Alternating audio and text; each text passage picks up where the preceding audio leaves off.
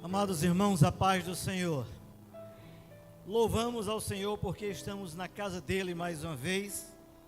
Nos reunimos aqui para adorar o Senhor, para prestar um culto a Deus.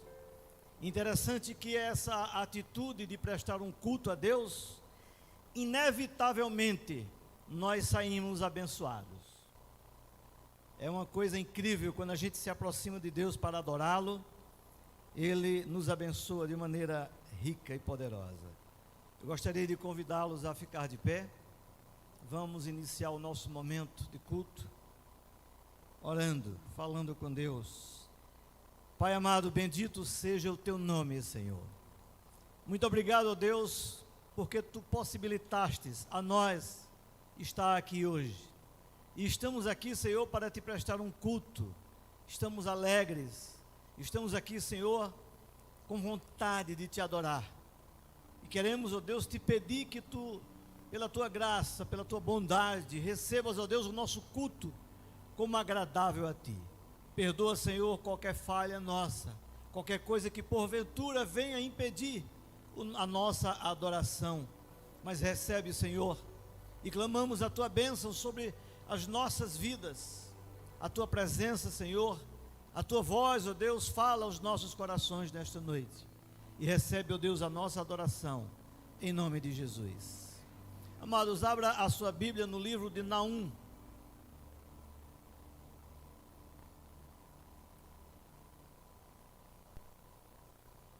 Capítulo 1.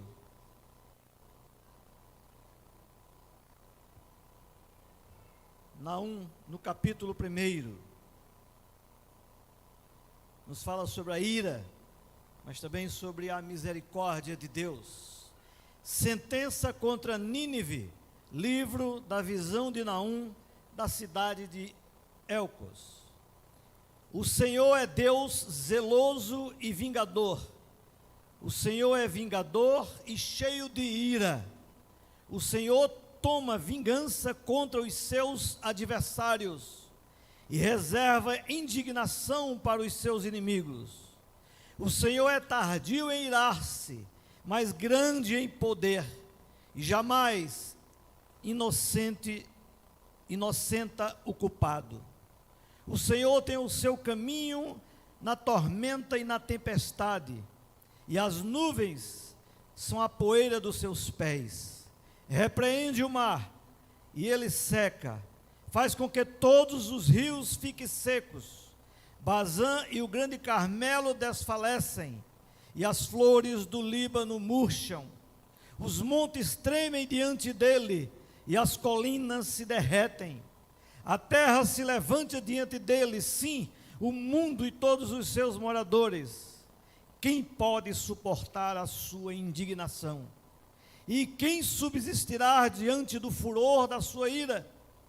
A sua cólera se derrama como fogo, e as rochas são por eles demolidas.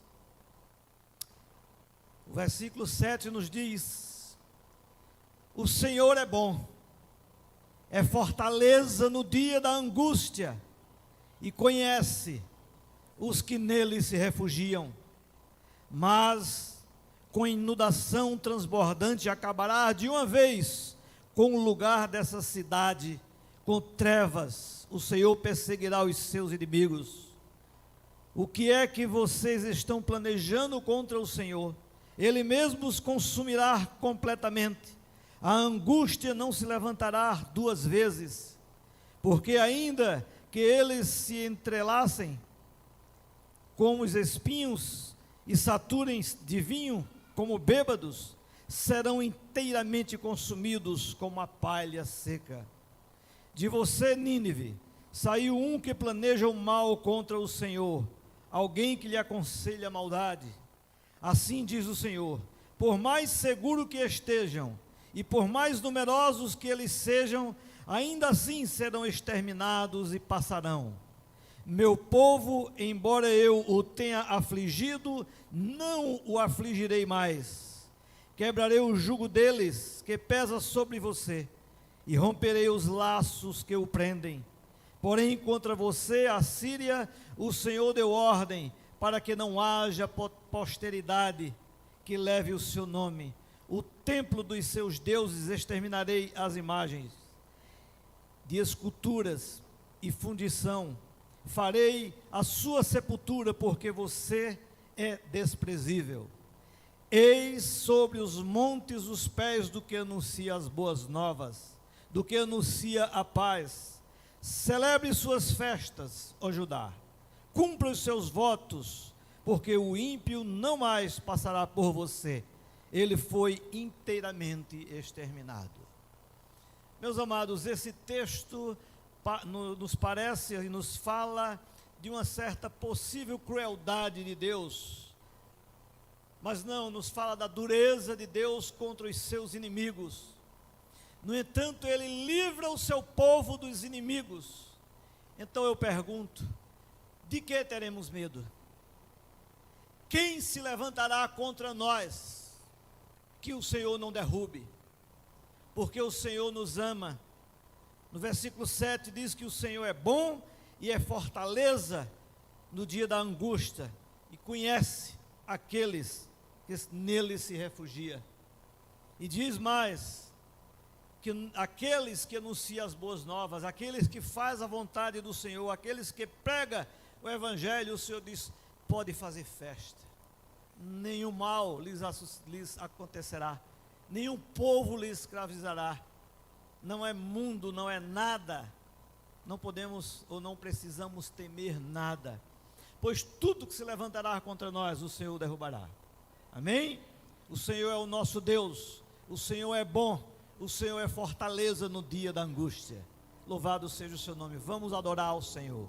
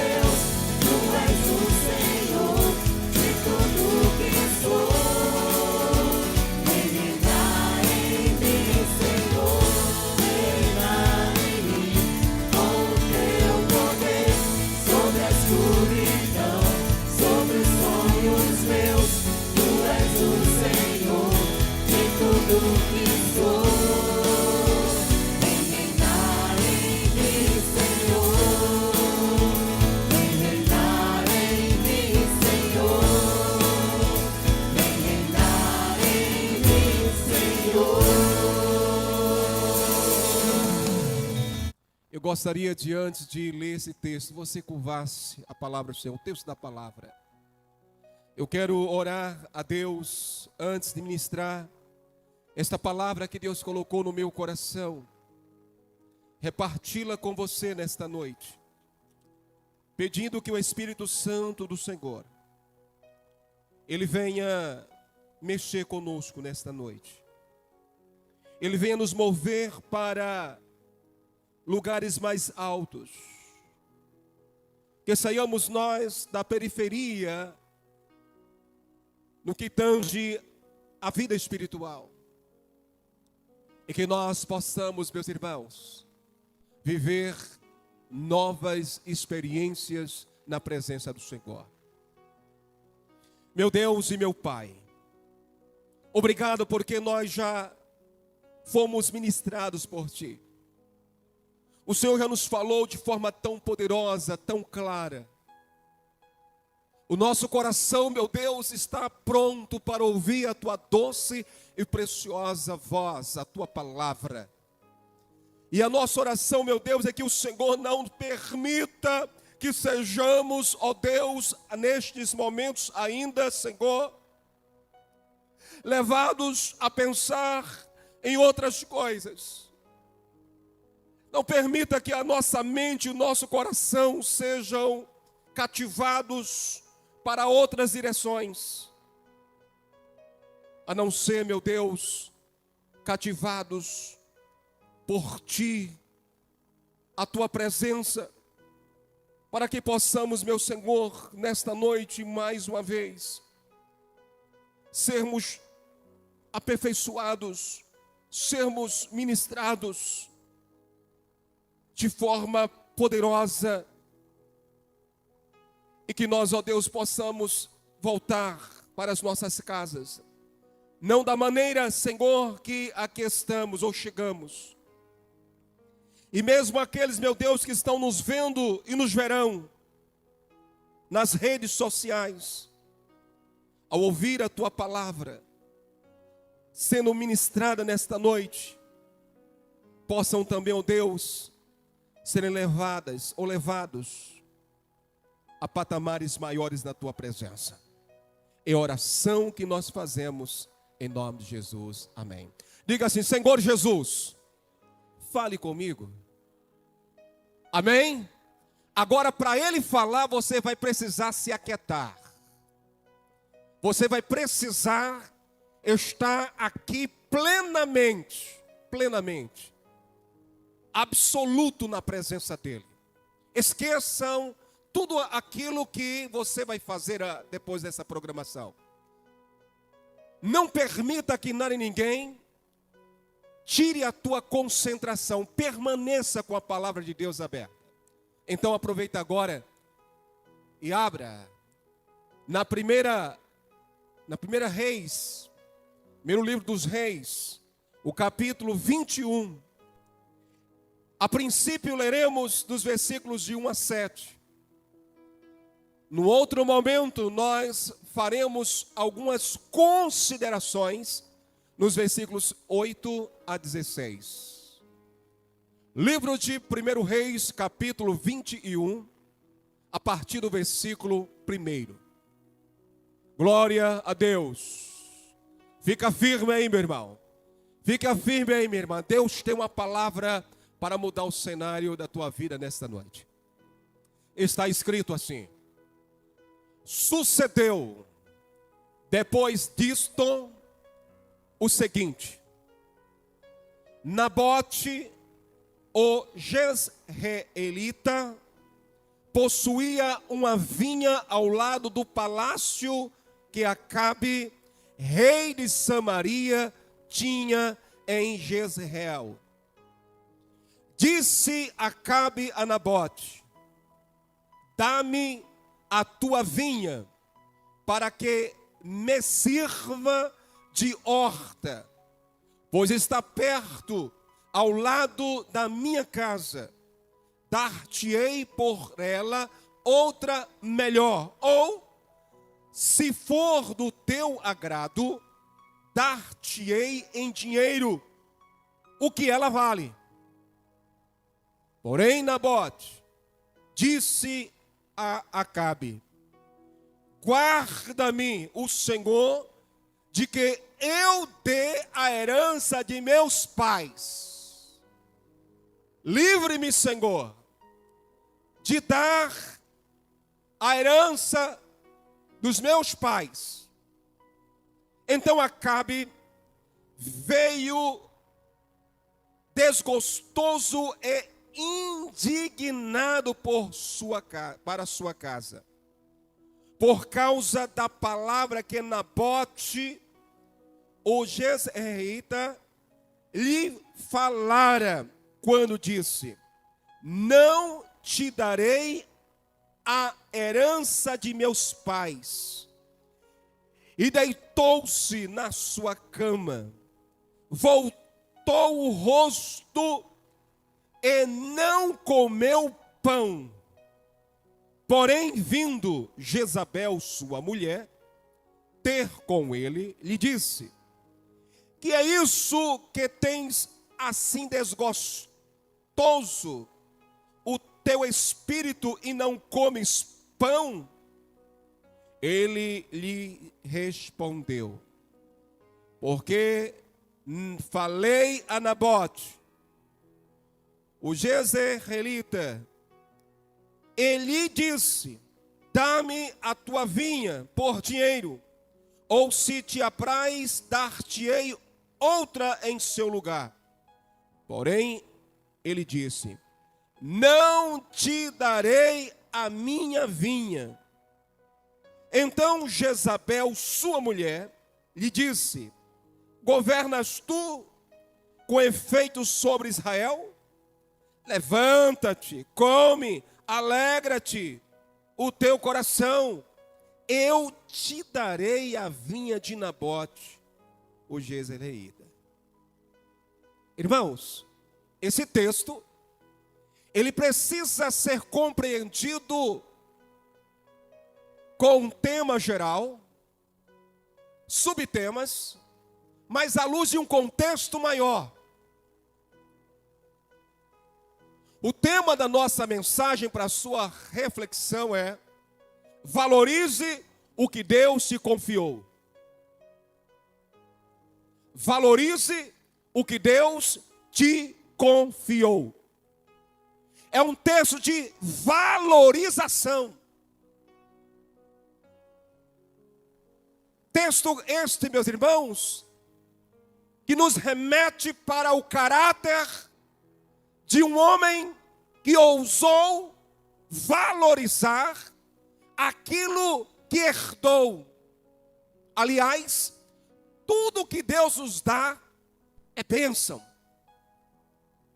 A questão é: o que é que nós temos feito com o que Deus tem nos dado? Temos valorizado ou desvalorizado? Esse texto é preciso, como já disse, olhar para um contexto maior. O capítulo anterior nos fala, meus irmãos, da vitória de Acabe. E essa história se deu no reino do norte. Na ocasião, Acabe e Jezabel eram os monarcas. Acabe, era o monarca no reino do norte. Então essa história se deu por lá, por aquelas bandas. É sabido por todos nós que Acabe era um rei frouxo, um rei meninão, alguém que não tinha voz nem vez. Quem na verdade governava nesta ocasião era a sua esposa, a infame Jezabel, a maligna, a cruel, a rainha Jezabel. O capítulo anterior nos fala sobre a vitória de Acabe sobre os sírios. E ao mesmo tempo, meus irmãos, uma aliança que ele costurou, que ele fez com o rei sírio. Venceu, mas poupou o rei Ben-Hadad. Fez uma aliança e Deus já havia lhe reprovado diversas vezes por seu comportamento pífio, mais uma vez recebe a reprovação de Deus com aliança costurada ou realizada com Ben-Hadad, rei da Síria. Ele sabia que Deus iria puxar a sua orelha mais uma vez. O rei, na ocasião, estava já sabedor de que Deus iria repreendê-lo, pois sabia perfeitamente que naquela ocasião Deus usava a Elias como profeta. Já tinha sido ele repreendido por Micaías. Agora o profeta Elias vai chegar junto dele. Então o rei desgostoso, ele vai tirar um tempo de descanso. É nesse contexto que eu quero que você se situe aí. Era comum os reis terem suas casas de verão em outros lugares mais tranquilos para repousarem, para descansarem. Depois deste feito, por isso que o texto começa, sucedeu depois disso, da vitória sobre os sírios, da aliança que ele fez com o sírio, Ben-Hadad, e com a repreensão que chega. Depois disso, o rei bicudo, ele vai para Samaria. E ali, meus irmãos, naquelas redondezas, ele tinha a sua casa de descanso, chamado no meu texto aqui, na minha versão, de palácio, mas é uma casa de verão, casa de descanso. E quando ele chega exatamente lá,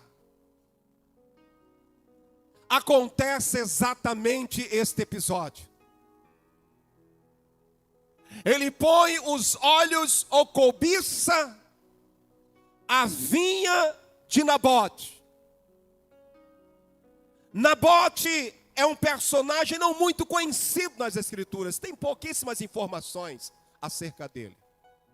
Mas o suficiente para nós o admirá-lo. Por sua postura, por suas convicções inegociáveis. Um homem de caráter, vivendo debaixo de um monarca indigno, corrompido, desviado, transviado, um ser manipulável. E vivia fazendo os caprichos da sua esposa infame Jezabel. Seu reinado é marcado pela idolatria, promiscuidade, vaidade, por uma série de acontecimentos terríveis aos olhos de Deus. Um reinado macabro, um reinado extremamente maléfico aos olhos de Deus. E ali está, meus irmãos, este rei, na sua casa de verão. Daí ele põe os olhos exatamente na propriedade, na vinha de Nabote. O tema da mensagem qual é? Valorize o que você, ou seja, o que Deus te confiou. Valorize o que Deus te confiou. Tem alguém cobiçando o que Deus te confiou. Está lá o rei, com seu coração cobiçoso, olho grande. Quanto mais tem, mais quer. Tem gente assim. E lá está o rei. Como posso ter esta propriedade para transformá-la em uma horta? Este era o intento de Acabe. Eu preciso desta vinha para destroçá-la, para destruí-la e fazer dela uma horta. Pois esta propriedade está aqui bem perto, como o texto diz, da minha casa, do meu palácio, do meu cantinho de descanso. Seria uma aquisição extraordinária, maravilhosa. Eu quero. Então o rei fica sabendo que aquela propriedade é de um homem piedoso, de um homem temente a Deus, de alguém que tem compromisso com Deus, com alguém que não sepulta sua história, suor, lágrimas dos seus antepassados. Alguém que tem conhecimento daquilo que Deus havia estabelecido. Ele não abre mão daquilo que Deus lhe confiou. Veja, meus irmãos, como é sério isto. Nabote vai ser pressionado. Por isso, esse texto, nós podemos tematizá-lo de diversas maneiras. Eu quero trabalhar alguns temas dentro desses textos. O primeiro tema que vamos trabalhar nesta noite é exatamente este: o egoísmo do rei Acabe. Segundo tema, o gigantismo de Nabote. Terceiro tema, o vitimismo do rei Acabe. E quarto, e esse vai culminar com a morte de Nabote, o mau caratismo de Jezabel. É nesse cenário que esse texto é construído, para nos levar a pensar, a repensar acerca do que tipo de comportamento nós temos tido em relação àquilo que Deus tem nos confiado. Então vem comigo,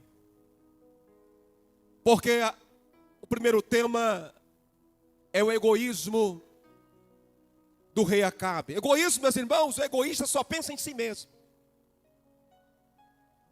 O egoísmo ou egoísta, ele não olha, não vê, não leva a sério o que os outros pensam. Aliás, os outros que se virem. O egoísta pensa somente em si e quer que o seu pensamento prevaleça a todo custo. Aí ele vai fazer 3 propostas para Nabote. Ele quer. O egoísmo ele quer, eu quero. E vou fazer de tudo para adquirir isso aqui. Eu quero. Ele decidiu no seu coração, cobiçou, olhou, cobiçou, desejou e se apropriou no seu coração. Foi conversar com Nabote já sabendo de que Nabote não iria resistir às suas propostas. Irmãos, quando eu olho para estas coisas, eu penso que Nabote, ele é absolutamente uma exceção no meio de tanta gente sem convicção, sem estrutura, sem passado, sem considerar aquilo que recebeu de graça da parte de Deus.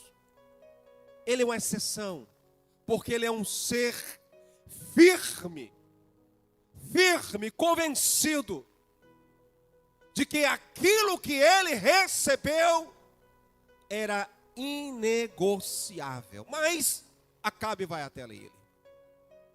Olhe comigo aí, versículo 2. Disse Acabe a Nabote: dá-me a tua vinha para que me sirva de hortaliça, pois está perto ao lado da minha casa. A primeira coisa, Nabote, eu preciso da sua vinha, porque eu resolvi fazer uma horta, e a sua vinha perto da minha casa, eu quero. Veja que ele chega pedindo. Satanás pede aquilo que Deus nos confiou. E você vai dar de mão beijada, é? Vai dar de mão beijada a sua família? Vai dar de mão beijada ao seu marido, à sua esposa? Vai dar de mão beijada ao teu ministério? vai dar de mão beijada aquilo que não lhe custou quase nada ou nada ao Satanás. Ele vem pedindo, como um mendigo.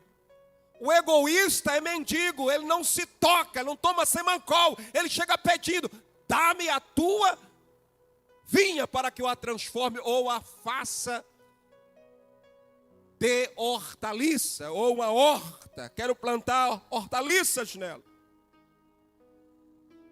Eu fico pensando como Nabote está ouvindo essas coisas.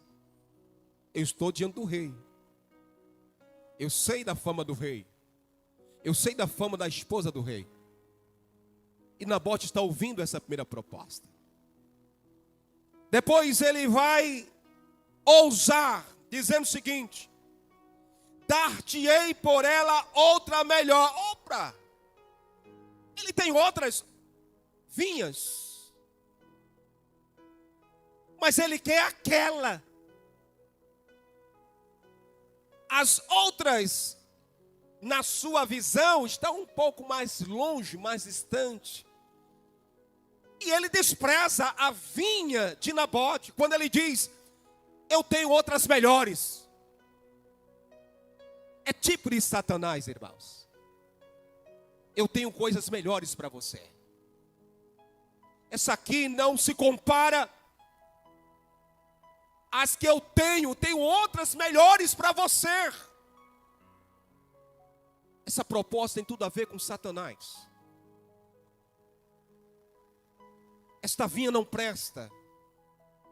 Ela está numa decadência, começa a mostrar defeitos, mas ele está resoluto em adquirir a vinha de Nabote. Vou te dar outra melhor. E quando, irmãos, a esmola é grande, até o santo desconfia. Vou te dar outra melhor. Daí ele percebe que o semblante de Nabote não está muito afim de papo. Aí ele vai apelar para um recurso que muitos homens se dobram. Quando o assunto é dinheiro. Ele diz, ou se você preferir, fale, abre a boca aí, quanto que ela vale? Te pagarei em cascalho, em dinheiro, é só você abrir a boca, Nabote. Isso é próprio do egoísta. E coloca as suas expectativas nos recursos que tem, na sua posição que tem. Ele acha que todo homem tem seu preço, tem seu valor. E ele inclui isso, meus irmãos, achando que Nabote não está intrinsecamente ligado com aquela propriedade. Há uma história por trás. Uma história de suor, de lágrimas, de dias, de trabalhos, de muita aplicação, de muito investimento que Nabote não fez. E eu quero crer que enquanto Acabe está fazendo as suas propostas, vem um filme na cabeça de Nabote, olhando no retrovisor, olhando para o passado da sua família. Uma história. E aqui, meus irmãos, nessa primeira parte, nós encontramos um rei extremamente egoísta, pensando apenas em si mesmo. Ora, ele tinha muitas outras vinhas, que poderia transformar uma delas naquilo que ele havia se decidido a fazer, no caso, uma hortaliça. Transforme sua vinha no que você quiser, mas a dos outros. Espera aí, que negócio é esse? E agora nós encontramos, meus irmãos, o segundo tema. O gigantismo de Nabote. Como é que nós vemos o gigantismo de Nabote em sua resposta? A resposta de Nabote é uma resposta contundente, direta.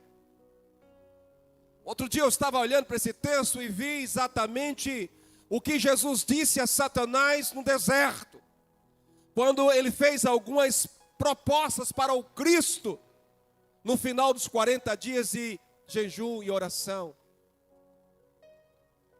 E Jesus disse, está escrito, não só de pão viverá o homem, mas de toda palavra que sai da boca de Deus. Respondendo assim, Nabote diz o seguinte, versículo 3: guarda-me o Senhor, de que eu te dê a herança de meus pais. Nabote, meus irmãos, como eu já disse, é um homem de caráter. E homens de caráter não se iludem com propostas financeiras. A sua resposta foi: não vendo e não troco. Eita, homem de sangue nos olhos. Não. Diante de um rei. Ele sabia, meus irmãos, que estava conversando com o rei. Mas ele não abre mão dos seus princípios e seus valores. Sabe por quê? Porque segundo a lei de Moisés, nenhum israelita podia vender suas terras e sim deixá-las de herança para seus descendentes. A terra pertencia ao Senhor e cada morador era apenas um mordomo que administrava e não seu dono. Nabote conhecia, ele apela para o que está escrito. Isso é número 36 e 7. A terra não deve ser vendida permanentemente. Levíticos 25, 23. E nenhuma herança em Israel passará de uma tribo para outra, pois cada israelita guardará a herança tribal de seus antepassados. Nabote estava simplesmente seguindo a lei. Ele estava coerente, ele estava correto. Ele apelou para o que estava escrito. Foi o rei Acabe que quis ignorar a lei. Aliás, era fácil para ele. Então fez biquinho, irmãos. Quando o justo Nabote disse não. Quando você aprender a dizer não para Satanás, ele vai partir em retirada da sua vida. Não negocie quem você é. Não negocie seus princípios e valores com Satanás. Simplesmente use o que está escrito. Daí, meus irmãos, Nabote, ele se agiganta quando usa a palavra. Porque para ele, Nabote, aquela herança não tinha preço. Havia uma história por trás. Esta vinha era negociável. Ele não ia abrir mão do suor, da história da sua família. E tem muita gente, meus irmãos, jogando na lata do lixo a história da sua família. Envergonhando o pai, mãe, homens honrados, homens de compromisso. Quando eu falo homens, me refiro a homens no sentido genérico, homem e mulher. Porque eu creio, meus irmãos, que filhos de peixinho não é, peixe não é. Tem muitos filhos envergonhando seus pais, a história da sua família. Porque simplesmente jogou na lata do lixo a história, o caráter, o testemunho de seus pais. Estão envergonhando seus pais, envergonhando seus entes queridos. Mas Nabote não, Nabote diz não. O terceiro tema, meus irmãos, desse texto é o vitimismo do rei Acabe. Porque a partir do momento que ele ouve um não, isto é visível na vida de um egoísta. Um não demole, um não desestabiliza, um não derruba um egoísta. Pois versículos 4 a 6, o não de Nabote fez o rei Acabe desabar. E agora vemos o vitimismo, o coitadismo, o mimimi do rei. É um infanto juvenil esse rei. Não serve para estar ocupando a posição tão honrosa de orientar uma nação. E o vitimismo está aqui, olha. Porém, vindo, aliás, versículo 4. Então Acabe veio desgostoso e indignado para a sua casa, após o não, por causa da palavra que Nabote lhe tinha falado. Quando ele diz: não te darei a herança de meus pais, não te darei. Então o coitadinho do rei deitou-se na sua cama, voltou o rosto e não comeu pão. Vitimismo, coitadismo. Oh, Nabote me feriu. Cabra frouxo,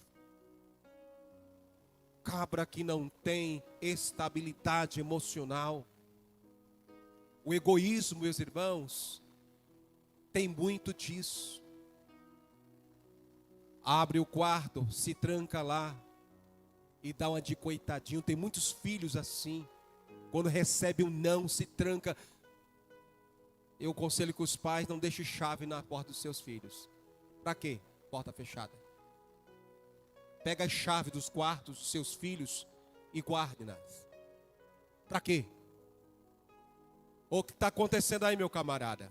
Porque eu disse não, você agora não quer comer, não quer beber, não quer fazer mais nada agora? Isso é egoísmo. É muito parecido com a situação de Acabe. O vitimismo. O rei não quis ninguém por perto. O rei não quis conversa com ninguém. Porém, a esposa veio até ele. Tadinho, coitadinho. Sua mulher veio ter com ele e perguntou: meu filhinho do coração, isso é por minha conta. O que é isso que tens, assim desgostoso, o teu espírito? Nunca te vi assim abatido. Não queres comer pão? Ah, meu filhinho. Que cena, não é?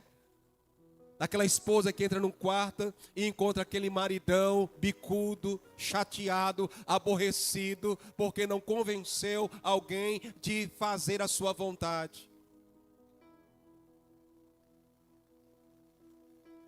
Está ele lá no quarto, dilacerado, chorando, em pranto ali: não quero comer pão, não quero festa, não quero ver ninguém. E a esposa vem e bate a porta.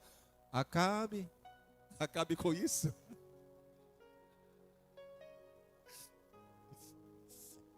E Acabe está se acabando, mas se corroendo por dentro. Indignado, diz o texto, desgostoso, diz o texto. E ela diz: mas que coisa é esta? Que coisa terrível. Olha, se as pessoas souberem, pensarem nessa sua situação, já éramos. E Jezabel diz: você é governo mesmo, você é o rei mesmo. Você governa ou não governa? Quem manda aqui? É você ou Nabote? Veja o que uma mulher insensata provoca nesse marido? Se ela fosse uma mulher sábia, chegar a meu marido: rapaz, Nabote tem razão. A herança é dos seus pais, está na lei. Você e eu, nós conhecemos, está registrado isso. Em Israel não pode acontecer essas coisas. Você se esqueceu que no ano jubileu acontece a devolução da terra? Você esqueceu de que nenhuma propriedade pode ser transferida para outras pessoas? Você não sabe disso?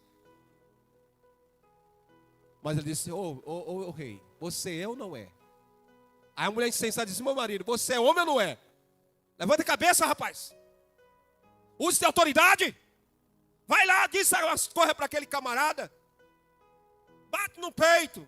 Come pão, se fortalece. Vai, enfrenta, você é o rei. São coisas de mulheres que não temem a Deus. Já que você quer, meu rei, eu vou te dar essa propriedade. Quarto tema: o mau caratismo de Jezabel. Ela é um mau caráter. A gente vê exatamente isso no seu comportamento. Já que você não conseguiu por seus métodos, deixa comigo. Eu resolvo a parada. Eu não suporto ver você tristinho. Será que tem pai assim? Porque o filhinho recebeu um não na escola. E o pai, como é a história, foi a titia, eu vou lá conversar com ela. A mãe, foi mesmo. Eu vou lá conversar com ela. Olha, meu filho não... Será que tem gente assim? Misericórdia, Jesus. Acabe agora vai ser o protegido e o agraciado por essa esposa. Mau caráter, o mau caratismo de Jezabel. Diz no versículo 7, na parte final: eu te darei a vinha de Nabote. Pode ficar tranquilo, meu rei. Volte a sorrir. Eu vou entrar nessa história e vou mostrar para você e para Nabote quem é que manda aqui. Valorize o que Deus te confiou.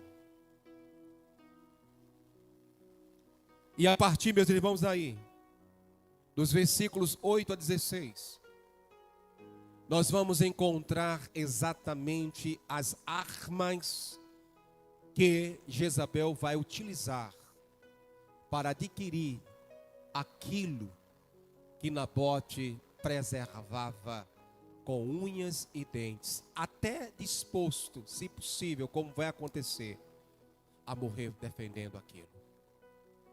Eu quero abrir aqui um parêntese e fazer a mesma pergunta, só que noutra vertente.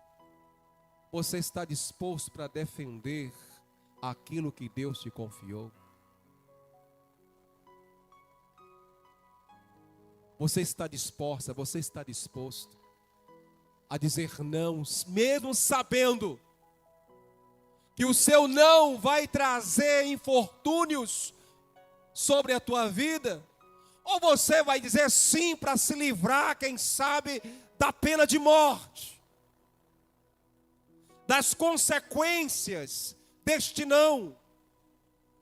Uma coisa é certa, meus irmãos: quem está alinhado com a palavra de Deus, quem está dentro da vontade de Deus, não pode temer nada em ninguém. Fica com Deus, fique com o Senhor. Então, versículo 8, dê uma olhada aí. Olha o que faz. As ações de uma mulher marcada pelo mau caratismo, que ela de fato era. Escreveu cartas. A primeira coisa que ela fez foi escrever cartas para os anciãos. Cartas em nome de Acabe. Selou-as com o sinete dele e as enviou aos anciãos e aos nobres que haviam na cidade e habitavam com Nabote. Ele disse: eu vou corromper. Eu vou aqui escrever exigindo, porque nós sofremos um desacato. Meu marido está doente, tadinho. Está ali no cantinho dele por conta de um imbecil. De um proceder impensável. Pensando que nós somos gentinha. Então ela escreveu. E nesta carta, olha as informações que ela dá. Promulgai um jejum e trazei Nabote para a frente do povo. Esse é o conteúdo da carta. 10. Fazei sentar defronte dele 2 homens malignos, que testemunhem contra ele, dizendo: blasfemaste contra Deus e contra o rei. Deus e o rei. Depois levai-o para fora e apedrejai-o para que morra. Esse era o conteúdo da carta. O ladrão vem somente roubar, matar e destruir. Mas Jesus veio para dar vida e vida com abundância. Ela selou essa carta com essas informações.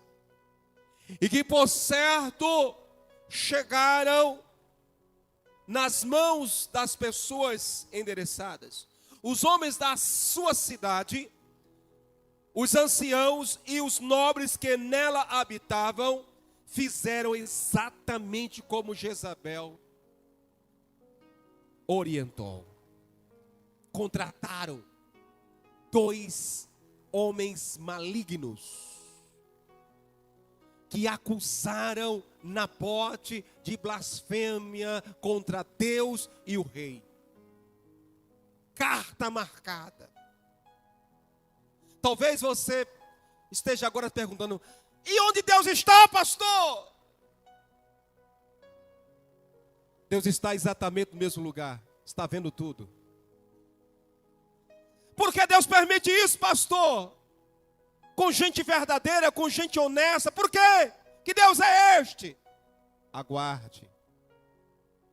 Uma coisa é certa: Deus não compactua com injustiças. Deus não chancela comportamento maligno. A conta vai chegar, tanto para Acabe quanto para Jezabel. Vai chegar. As injustiças sobre Nabote não vão ficar impunes. A lei da semeadura é implacável, é infalível. Por isso, neste momento, você precisa repousar o seu coração nas promessas de Deus. Pastor, estão fazendo injustiças comigo, pastor. Ora, e daí? Você é melhor que Nabote? É melhor do que o próprio filho do homem, próprio Jesus, que sofreu as suas injustiças? Será que Deus não está vendo? Está vendo, tenha calma, tenha calma. Se você está sofrendo alguma injustiça, tranquilize seu coração. Deus está no controle de todas as coisas e que por certo vai se levantar e pleitear a tua causa. Então ela escreveu: e colocaram 2 malignos, homens malignos, que acusaram Nabote de blasfêmia contra Deus e contra o rei. O levaram para fora da cidade, o apedrejaram e morreu. Que história trágica, não é? Talvez você pergunte: não vale a pena ser fiel, brigar por coisas que vão ficar nessa terra? Não vale a pena. Morreu e poderia ter uma vinha melhor, muito melhor localizada, poderia até mesmo ter a se livrar desse embaraço, é o rei, ele iria gozar de status, de reconhecimento, iria se tornar amigo do rei, iria entrar e sair da casa do rei, iria ser bem visto na sociedade, iria ser alguém assim louvado diante das pessoas, mas olha só, vai se meter exatamente com a infame Jezabel. Mas quem tem valores, quem tem princípios, morre defendendo-os. O mundo mau caratista que nós vivemos acha, e muita gente acha, que todo mundo é igual. Todo mundo tem seu preço, que todo mundo pode ser corrompido, mas ainda tem gente de Deus na terra, ainda tem crente fiel, ainda tem pessoas que, se possível, morrem, mas morrem honrando a Deus, morrem, mas com o coração em paz. E Nabote morreu em paz, mesmo sofrendo injustiças. Irmãos, a história acabou? Não. Depois disso, chega aos ouvidos de Jezabel: olha, o problema foi resolvido. A vinha está livre agora. Nabote já era, morreu. Jezabel chega para o rei: rei, olha, trouxe um presente para você, meu maridinho, meu queridinho. Que foi? A escritura da propriedade de Nabote. Ao rei voltou a sorrir, a comer pão. Ô cabra frouxo. Uma linguagem nossa: ô cabra safado. Onde levar as boas peias. Ele volta a comer pão. Mas, meus irmãos, Deus é Deus. Isso não vai pegar assim. O sangue de Nabote vai ser requerido. Deus vai levantar, meus irmãos, Elias para dizer umas boas a ele. Se você que gosta de ler biografias, leia a história de Acabe e Jezabel, como eles vão morrer. Como o fim deles foi triste, lastimável, porque eles semearam. Eles semearam e semearam o mal, e quem semeia o mal vai colher o mal. Olha só o que recebem, meus irmãos, a sentença, versículo 23 aí, estou terminando. Também de Jezabel falou o Senhor: os cães devorarão Jezabel dentro dos muros de Jezreel. Os cães vão te devorar. Deus não deixa nada impune. Daí, você precisa escrever no seu coração 5 lições. Valorize o que Deus te confiou, porque o que você tem, outros gostariam de ter. Segundo, o que você tem precisa ser cuidado, com dedicação. Terceiro, o que você tem hoje custou um preço alto para quem te entregou. Quarto, o que você tem é muito valioso, não abra mão. Quinto, o que você tem é uma grande bênção. Meus irmãos, conta-se uma história, e eu encerro com essa ilustração, que um grande amigo do poeta Olavo Bilac tinha uma propriedade, um sítio, ou uma chácara, como queira. Ele vivia se queixando desta chácara, o sítio, Porque quem tem sabe que não é fácil cuidar. Ou mora dentro dela ou vai ter que colocar um morador para cuidar. Isso é dispendioso. É dor de cabeça. Eu não tenho um sítio, nem tenho uma chácara, mas conheço quem tem. Eu sei das dores de cabeça. É um privilégio, é uma bênção, mas é trabalhoso. E esse amigo resolveu vender. Porque aquilo estava lhe tirando o sono. Aquilo estava inquietando o seu coração, estava angustiado.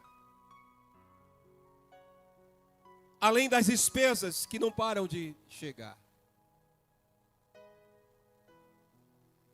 Então ele pediu ao seu amigo poeta, Olavo Bilac, que conhecia muito bem aquela propriedade, que redigisse um texto e colocasse nos jornais na época, de venda. E o poeta foi para casa, pegou um papel e escreveu as seguintes expressões. Abre aspas. Vende-se encantadora propriedade onde cantam os pássaros. Ao amanhecer, no extenso alvoredo, é cortada por cristalinas e refrescantes águas de um ribeiro. A casa, banhada pelo sol nascente, oferece a sombra tranquila das tardes na varanda. Fecha aspas, e colocou. E deu para ele. Aqui, meu amigo, é tiro e queda. Passaram alguns dias e aqueles amigos se encontraram. E o poeta perguntou meses depois: já vendeu a propriedade? E ele disse: que propriedade? A sua propriedade. Ele disse: eu nem pensei mais nisso. Sabe por quê, irmãos? Porque ele descobriu a beleza daquela propriedade. Algumas vezes só conseguimos enxergar o que possuímos quando pegamos emprestados os olhos de outros. Muitas vezes só valorizamos a nossa família quando observamos o que os outros veem e comentam. Muita gente queria ter o seu marido, a sua esposa, os seus filhos. Muita gente queria ter a sua saúde. Muita gente queria ter o que você tem. Aliás, eu tenho dito desta tribuna que nós temos mais o que precisamos e mais o que merecemos.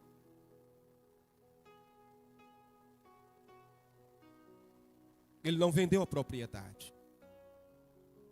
Simplesmente a preservou. E eu penso que Nabote resolveu no seu coração preservar a história da sua família. Aquela famosa poesia de uma canção que a gente um dia estava comentando, Josiano. A casa que vovô morou. Pode contar, irmãos. É poesia. A casa que papai morou, que vovô morou, papai herdou e passou para mim. Uma vez nós estávamos conversando sobre essa parte desse tema. Os irmãos sabem o que aquele moço fez, né? Ele jogou fora. Valorize o que Deus te confiou e morra, se possível for, defendendo-os. Curve a sua cabeça em nome de Jesus.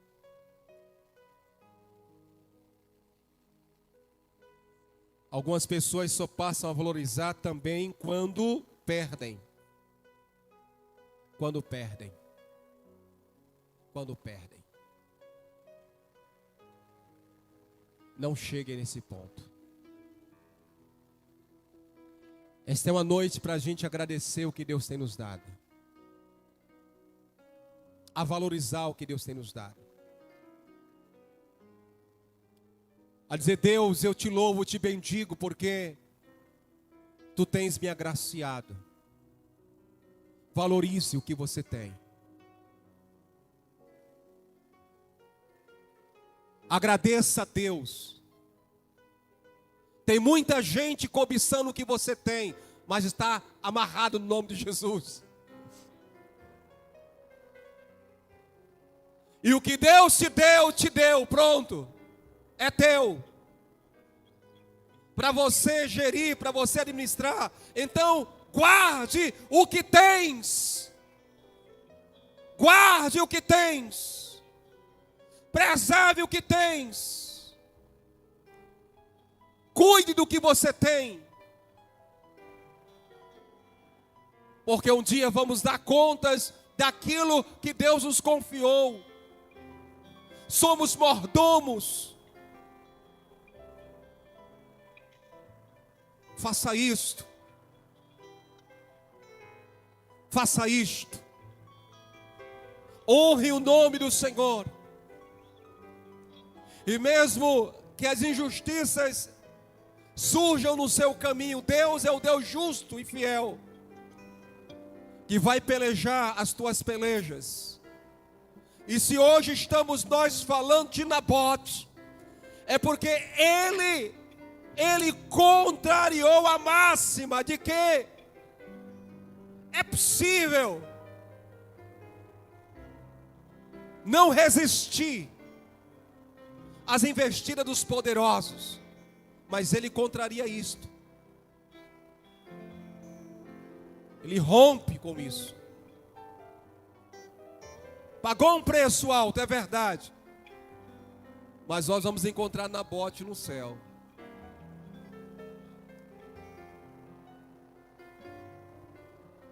Eu louvo a Deus pelo caráter, pela firmeza, pelas convicções desse homem. Conhecemos tão pouco, mas como é bom saber que tem gente que ainda estão cultivando a essência do ser e que não abre mão daquilo que recebeu por herança. Fique de pé em nome de Jesus. Eu não sei o que você tem aí pensado em abrir mão. Não sei. Mas esta noite eu quero dizer para você: repense. Repense.